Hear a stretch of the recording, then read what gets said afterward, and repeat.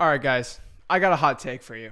Pumpkin pie is just way better than apple pie. Hey Zach, you're doing the wrong video. Estimated repair costs. Oh, shoot. Stay on point.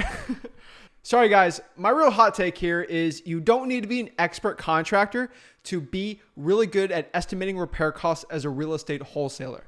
In this video, I'm going to show you exactly how to estimate repair costs as a real estate wholesaler so you can devalue the property with your seller, so you can understand how to get the best prices possible with your sellers, and it will help you actually create your ARVs really well when going to the cash buyer. So in this video, I'm going to give you a complete breakdown on actually estimating repair costs. Estimating repair costs. I've said this before. You don't need to be this expert house flipper or contractor to really understand repair costs. I don't want to get in a long story about my first real estate wholesaling deal at 17, but I didn't know jack squat about real estate or house flipping or repairs. Honestly, I was just a pretty dumb 17-year-old kid. I didn't know how much it cost to change flooring. I didn't know what stucco cracks were. I didn't know really anything about real estate. And I got my first $20,000 deal just knowing nothing. Again, you don't have to be an expert in this business. If you can solve someone's problem with a cash sale as a real estate wholesaler, that's all you really need to get your first deal. But it does help if you do know repair costs, so you sound more knowledgeable with your sellers. You can really get good estimates with them. And again, it will probably help you get extra deals, but don't think you have to be this expert repair guy. But overall, when you're looking at a real estate piece of property, it's best to know what things cost. So in this video, again, I'm really going to help you with the general knowledge of the cost of repairs. Really, this isn't an exact science because every real estate property is different. The more deals you do, the more you start to figure that out. But overall, let's take an outside view of real estate for a second. If we see a house, there's actually 4 categories most pieces of real estate are. Number 1, they're perfect. They're literally immaculate condition. The thing literally just got built. The builders was just done like a week ago. The thing is a beautiful castle. Think about like the White House or the Taj Mahal. Those things need no work at all. Second, we got the light rehab. You know, it needs a little bit of updating. The property is extremely clean. From the naked eye, it really doesn't need much work. It may be here and there, very tiny amount of work. And then we got the average rehab. Most properties, let's say you just go into Miami or you go into a regular place in South Florida here, it's going to need the average cleanup. You know, probably have to update the floors, the kitchen. It needs a little bit of work. Maybe the roof has to be replaced. And then at the end, we have the complete dumps. These are the properties that are literally nightmares. The hoarders' houses, the super scary looking ones that look like haunted houses. They're abandoned. They've been vacant for years. These pieces of properties need the most work. And as a real estate wholesaler, the worse condition the property is, the more excited I get. And I've done it before. I've showed you actually how to wholesale crack homes before. Houses that are literally just so dilapidated. The roof is literally out. There's rats everywhere. We can make lots of money doing that. This is not a video for it. But don't be scared if a property needs too much of repair costs. So to really do an extremely very educated guess when it comes to repairs, this is a small guide I do use. Again, I know exactly how much things cost, so I can kind of reverse engineer it from there. I'm going to show you how to do that a little later. But overall, when it comes to the 3 categories, so if the thing's perfect, no work, right? But if the property needs a light rehab, you know, let's say for an 1,000 square foot house, probably needs around $6,000, I would say, for like a very light rehab, and it really changes per square footage. But overall, if the thing is a very light rehab, you know, maybe it needs to replace a carpet here or there, and there's like a stain in like the kitchen they got to clean up. Around $5 to $10 a square foot is probably where you're going to want to be on the very light rehabs. Again, you start getting the 3,000 square foot range. It probably a little more than that. But again, this is very, very rough numbers. I'm assuming the property is at least 900 to 2,000 square feet on all these estimates. Now, when we go to the decent rehabs, you know, most properties need these. If we got to get a new roof, we got to replace the carpets. Most likely we have to repair something bad on the AC. Let's say there's no pool here, and overall it just needs pretty good rehab. You know, maybe you have to replace 1 bathroom or 1 kitchen. We're sort of in the $25 to $30 a square foot range. And then when it comes to the real dumps, this is the stuff. It's 2,000 square feet, but there's rats in there, there's cockroaches. You're literally inside there, like you're throwing up going inside the house. I've had it before. It's probably one of the best things masks have been, just because of disgusting houses like this. But you're looking at the 50 to 70 and sometimes $100 a square foot range.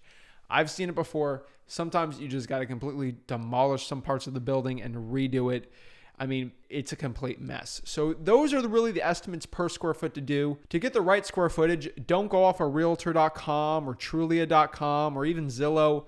Go to your local property assessor or property appraiser site. They have the official information when they got the original deeds on there, so you can get the most up-to-date info.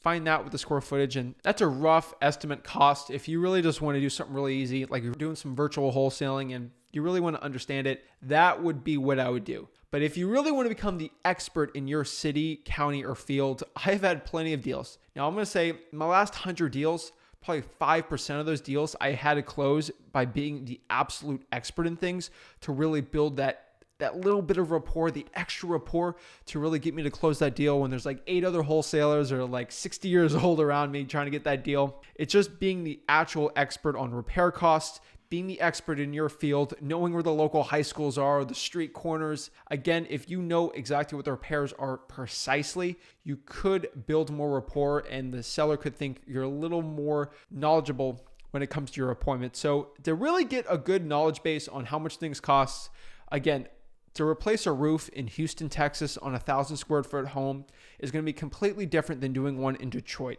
There's just different specifications. I mean, I'm in Florida. Roofs need a lot of permits, inspections. There's a higher quality of roofing that needs to be done in the state of Florida, especially in Dade County and places that get hit by hurricanes all the time.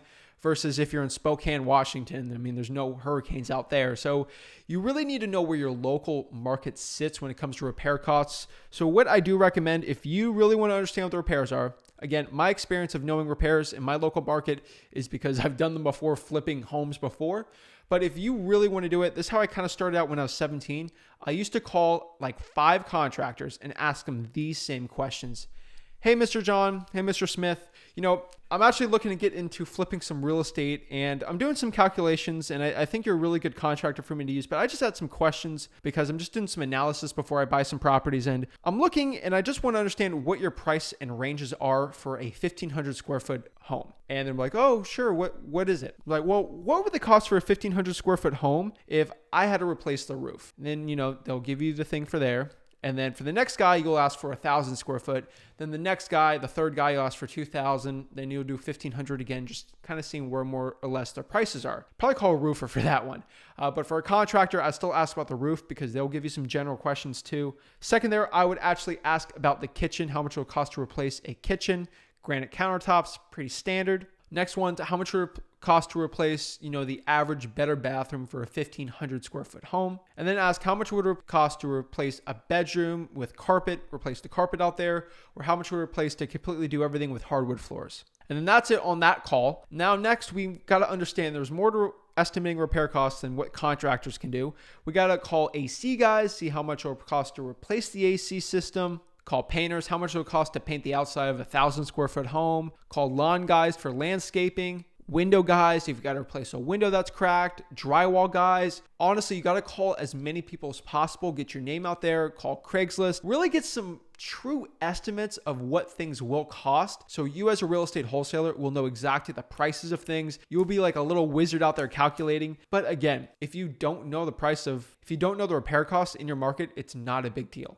And honestly, you don't even have to understand the cost of repairs to be successful. Another tip I can give you if you are completely at loss for words of how much a repair cost is going to be, I again recommend that you reverse engineer your deals. Now, what do I mean by reverse engineering? Reverse engineering your deal basically states if I have a seller here and he says the lowest he can sell this thing for is 80 grand and we can guess the thing's worth maybe 130, 140 on an ARV and we just don't know how much the thing is going to cost in repairs. What I would do is lock it up for the lowest price possible, build that absolute rapport with the person. And then what I do is just bring the cash buyer and see how much they're going to sell the deal to me for. It's called reverse engineering. And we can do that, or we can do the other part of reverse engineering is we have someone who's a trusted cash buyer. So if the cash buyer is not trusted, do that first method. But if I have a cash buyer, he's a realtor, he's bought in 5 properties from me before, and I'm at that $80,000 price with the seller, and I don't know how much they're going to sell it for, what I would do is go to that cash buyer that, first of all, you absolutely trust with a burning trust. Like, you have to absolutely trust this person and say, you know, I'm looking to actually get this property under contract. I really trust you. I want to sell you this deal. I don't know how much you'd be buying this for. Do you know what range you'd be at a house like this before I get it under contract? It needs a lot of work. And maybe you don't show them the pictures, but you just ask them the range, and maybe they'll say, you know what, if it needs a decent rehab, probably around 100. Now we know, because the guy's trusting us, now we know that since we're trusting them, that they'll pay $100,000 for that piece of property. Now we know if we get it locked up for 80, we make 20K. So the best case scenario is like, you know, lock it up for 80, make 20K. But then we know we can maybe try to push it to even 70 or 60 to make 40K. So that's another reverse engineering thing. If you don't know the price or what the ARV is around, that's a really good way to actually get good prices without actually estimating any repair costs at all. I don't recommend you bring in cash buyers to the property without getting it locked up.